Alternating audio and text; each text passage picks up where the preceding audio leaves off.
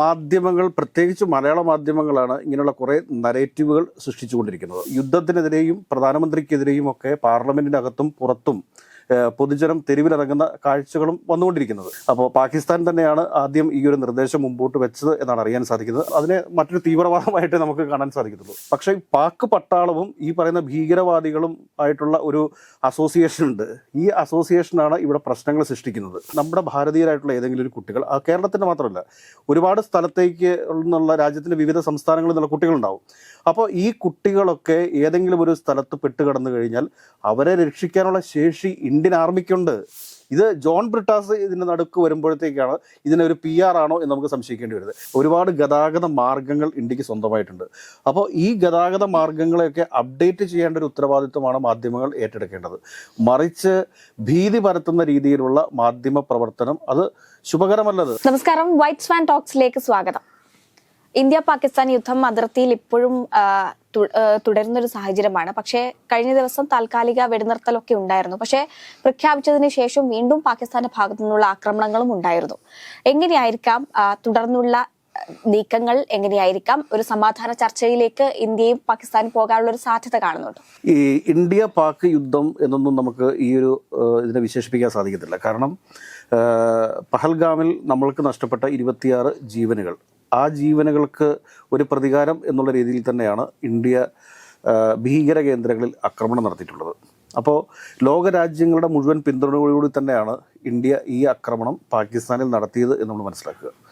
അപ്പോൾ ഇപ്പോൾ സംഭവിച്ചുകൊണ്ടിരിക്കുന്നത് എന്താണെന്ന് ചോദിച്ചു കഴിഞ്ഞാൽ, ഈ ചൈനയിൽ നിന്നൊക്കെ പാകിസ്ഥാൻ വാങ്ങി വെച്ചിരുന്ന ഒരുപാട് യുദ്ധ ഉപകരണങ്ങളുണ്ട്. വിമാനങ്ങൾ ഉൾപ്പെടെ, ഡ്രോണുകൾ ഉൾപ്പെടെയുള്ള ഒരുപാട് യുദ്ധ ഉപകരണങ്ങൾ വാങ്ങി വെച്ചിട്ടുണ്ടായിരുന്നു. പക്ഷേ ഈ ഉപകരണങ്ങളിൽ പലതും ഉപയോഗശൂന്യമാണ് എന്ന് പാകിസ്ഥാൻ തിരിച്ചറിഞ്ഞത് ഇപ്പോൾ ഈ ഒരു സമയത്താണ് എന്നെനിക്ക് തോന്നുന്നു.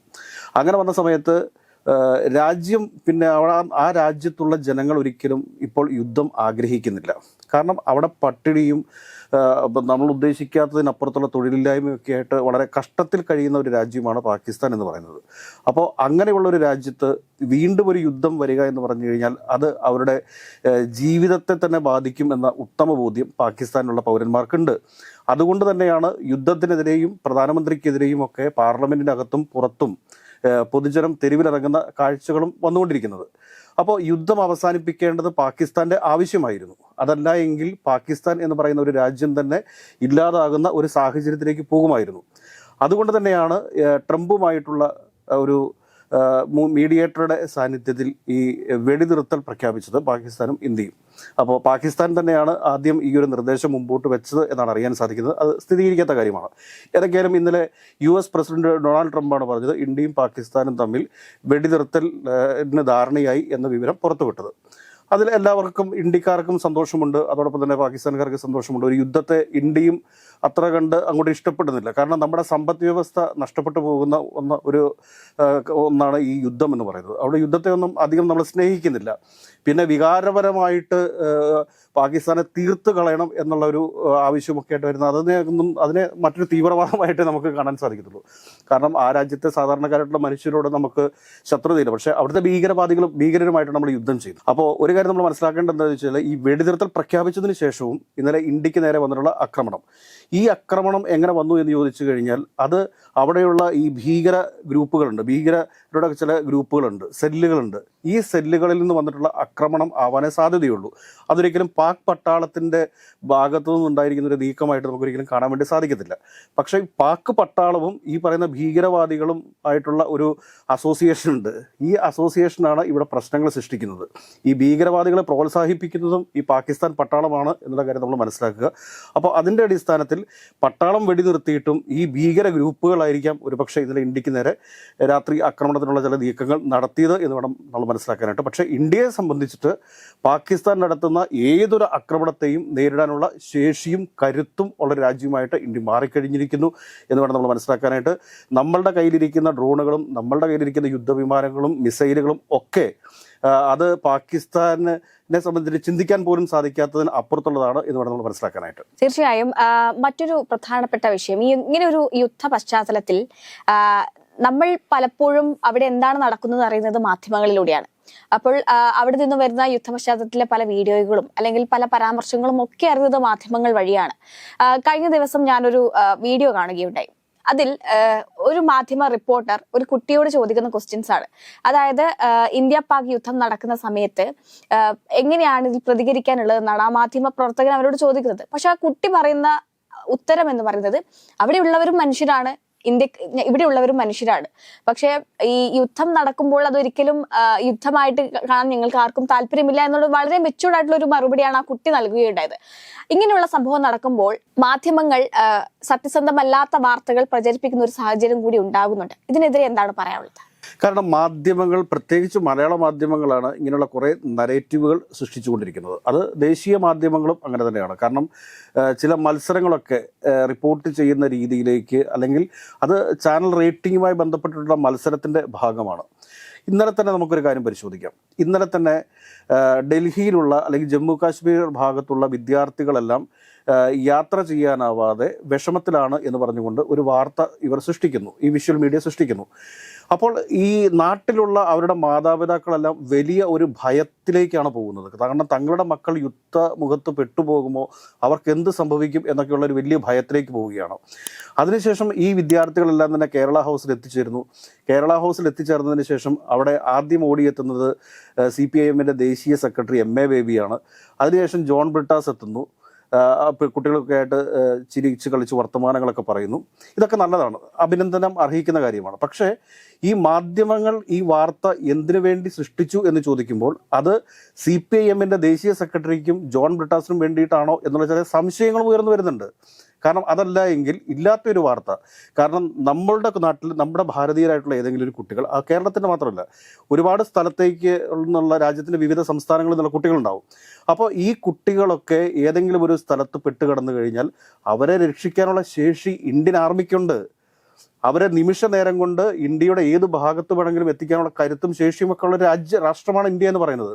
അപ്പോൾ അവിടെ ഇങ്ങനെ ഒരു മാധ്യമ വാർത്ത സൃഷ്ടിക്കുന്നു. ആ മാധ്യമ വാർത്തയെ തുടർന്ന് അത് എന്നെ സംബന്ധിച്ച് പറയുകയാണെങ്കിൽ ഇന്നലെ നടന്നിട്ടുള്ള ആ ഒരു സംഭവം ഈ CPM സർക്കാരിന് വേണ്ടിയിട്ട് നടത്തിയിട്ടുള്ള ഒരു PR വർക്കിൻ്റെ ഭാഗമാണ് എന്നും കൂടി പറയാതെ പോകാൻ വയ്യ.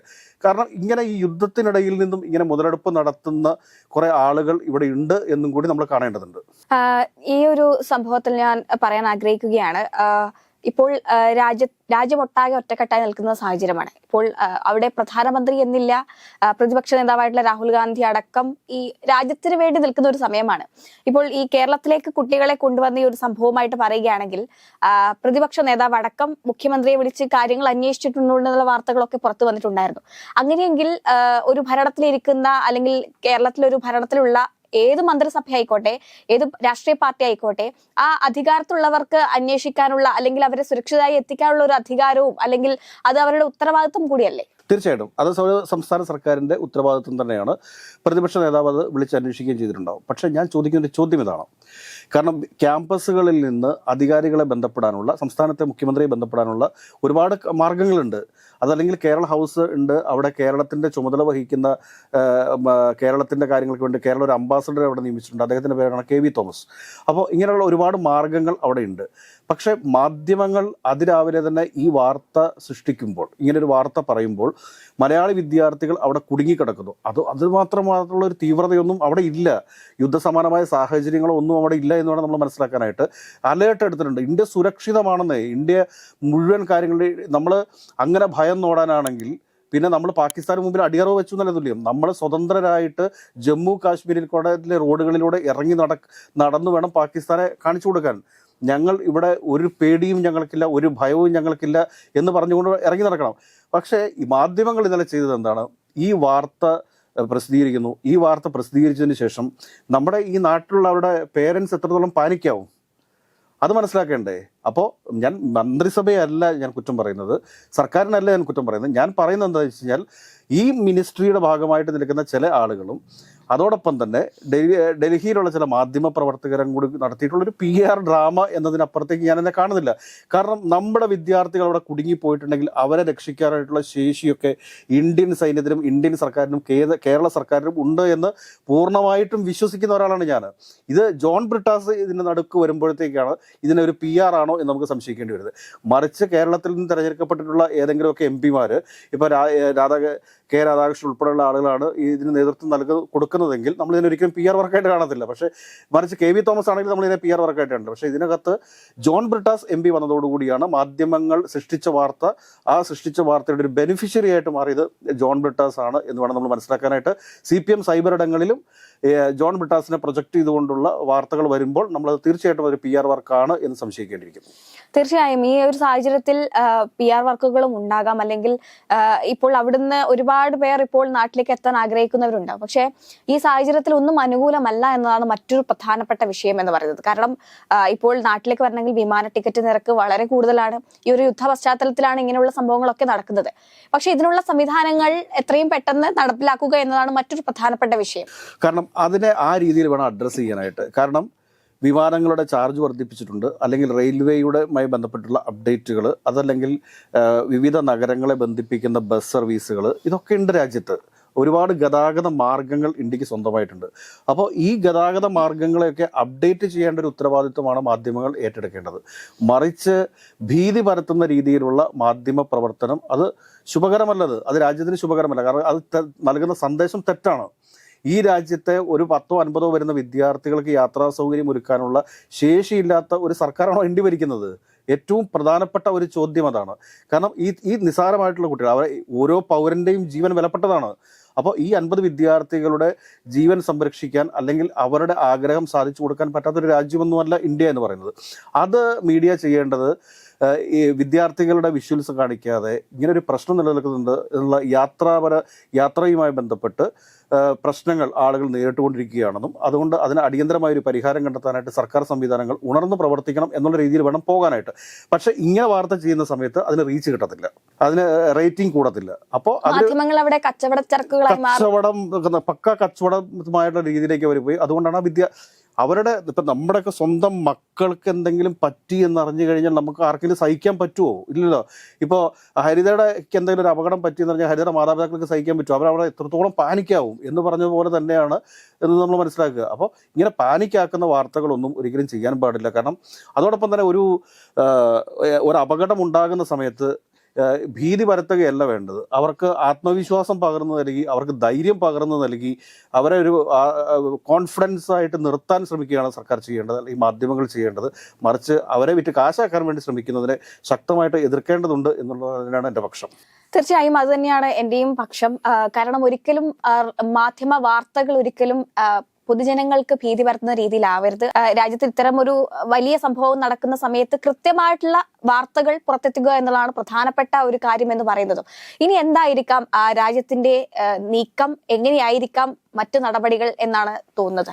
കാരണം ഇന്ത്യയുടെ പ്രധാനമന്ത്രി വളരെ കൃത്യമായിട്ട് തന്നെ പറഞ്ഞിട്ടുണ്ട്, ഇനി ഒരു ആക്രമണം പാകിസ്ഥാന്റെ ഭാഗത്തു നിന്ന് ഉണ്ടായിക്കഴിഞ്ഞാൽ യുദ്ധസമാനമായ ആക്രമണമായിരിക്കും തിരിച്ചു ഉണ്ടാവുക, പ്രത്യാക്രമണമായിരിക്കും തിരിച്ചുണ്ടാവുക എന്ന ശക്തമായ താക്കീതാണ് പാകിസ്ഥാൻ നൽകിയിട്ടുള്ളത്. ഈ ഒരു താക്കീതിൻ്റെ അടിസ്ഥാനത്തിൽ തന്നെയാണ് അവിടെയുള്ള ഭീകരവാദികളായിട്ടുള്ള ആളുകൾ, അവരെ സംബന്ധിച്ചിട്ട് അവിടെ ആ രാജ്യത്ത് ജനാധിപത്യം പുലരണമെന്നോ പാകിസ്ഥാന് ജനാധിപത്യം പുലരണമെന്നോ അവിടുത്തെ ജനങ്ങൾ സമാധാനപൂർണ്ണമായിട്ട് ജീവിക്കണമെന്നോ എന്നുള്ള ചിന്തയില്ല. അവരെ സംബന്ധിച്ചിട്ട് മരിച്ച് അങ്ങ് മുകളിലേക്ക് പോവുക എന്നൊരു ലക്ഷ്യത്തോടു കൂടിയാണ് അവർ ജീവിക്കുന്നത് എന്നെനിക്ക് തോന്നുന്നു. അപ്പോൾ അങ്ങനെയുള്ള ഭീകരവാദികളെ നേരെ നടപടിയെടുക്കാനായിട്ട് പാക് സൈന്യം തയ്യാറാവേണ്ടതുണ്ട്. അതല്ലെങ്കിൽ യുദ്ധസമാനമായ സാഹചര്യങ്ങളിലേക്ക് തന്നെയായിരിക്കും പോവുക. പക്ഷേ എനിക്ക് തോന്നുന്നു ഇത് പാകിസ്ഥാൻ സർക്കാർ തന്നെ അട്ടിമറിക്കപ്പെടാനുള്ള സാഹചര്യങ്ങളുണ്ട്. ബലൂചിസ്ഥാൻ എന്ന് പറഞ്ഞൊരു പുതിയ രാജ്യം വരാനായിട്ടുള്ള സാഹചര്യങ്ങളുണ്ട്. ഇതിനെയൊക്കെ മുന്നിൽ കണ്ടുകൊണ്ട് തന്നെ പാകിസ്ഥാൻ ഒരു കാരണവശാലും, പിന്നെ അവരുടെ കയ്യിലിരിക്കുന്ന യുദ്ധ സാമഗ്രികൾ അതൊക്കെ ചൈന നിർമ്മിച്ചിട്ടുള്ളതാണ്. അപ്പോൾ അതിൻ്റെയൊക്കെ ഒരു ക്വാളിറ്റി ഇതൊക്കെ വെച്ച് നോക്കുമ്പോഴത്തേക്ക് ചൈനയെ പിന്നെ സാമ്പത്തികമായിട്ടുള്ള സ്റ്റെബിലിറ്റി ഇല്ലായ്മ, അവരെല്ലാം കടമെടുത്തിട്ടാണ് ചെയ്തുകൊണ്ടിരിക്കുന്നത്. ഈ യുദ്ധോപകരണങ്ങൾ വരെ വാങ്ങുന്നത് വേൾഡ് ബാങ്കിൽ നിന്ന് കടമെടുത്തിട്ടാണ് നമ്മൾ മനസ്സിലാക്കുക. അപ്പോൾ അങ്ങനെയുള്ളൊരു രാജ്യം ഒരു കാരണവശാലും ഇനി യുദ്ധത്തിന് തയ്യാറാവാൻ സാധ്യതയില്ല. ഏതോ പമ്പര വിഡ്ഢിയായിട്ടുള്ള ഒരു ഭീകരവാദി ഇന്നലെ രാത്രി നടത്തിയിട്ടുള്ള ഒരു ആക്രമണം ആകാനേ സാധ്യതയുള്ളൂ. ഏതൊക്കെയാലും പാകിസ്ഥാൻ നടത്തുന്ന ഏതൊരു ആക്രമണത്തെയും നേരിടാനുള്ള ശേഷിയും കരുത്തുമുള്ള ഒരു രാജ്യമാണ് ഇന്ത്യ എന്ന കാര്യത്തിൽ ഒരു തർക്കവും വേണ്ട. നമ്മൾ ഇന്ത്യക്കാർ സുരക്ഷിതരാണ്. നമ്മുടെ രാഷ്ട്രീയ നേതൃത്വവും അതോടൊപ്പം തന്നെ നമ്മുടെ പട്ടാള നേതൃത്വവും വളരെ സുശക്തമാണ് എന്ന് തന്നെയാണ് നമുക്ക് ഈ വിഷയത്തിൽ പറയാനുള്ളത്.